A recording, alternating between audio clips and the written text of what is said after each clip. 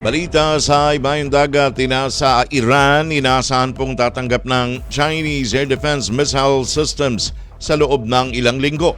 Mula sa Radyo Pilipinas World Service, narito ang report ni Jay Arevalo.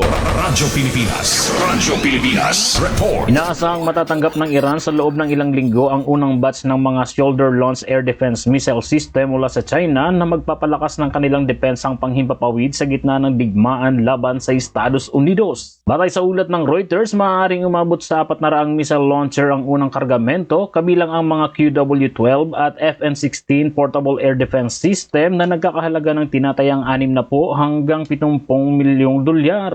Hakbang ito ng Tehran upang mapahusay ang seguridad ng bansa kasunod ng tumitinding tensyon sa gitnang silangan. Bagamat hindi pa opisyal na kinumpirma ng China at Iran ang detalye ng transaksyon, sinasabing bahagi ito ng lumalalim na ugnayang pangdepensa ng dalawang bansa. Pinaniniwalaan ding posibleng dumaan sa Pakistan ang ruta ng paghahatid ng mga armas, subalit itinanggi ng Beijing at ilang opisyal ng Pakistan ang anumang direktang partisipasyon dito. Ayon sa mga eksperto, ang kasunduang ito ay maaaring magdulot ng panibagong pag-aalala sa balanse ng seguridad at katatagan ng buong rehiyon. Mula sa RP World Service para sa Bagong Pilipinas, ito si Jay Arevalo, Radyo Pilipinas, Radyo Publiko.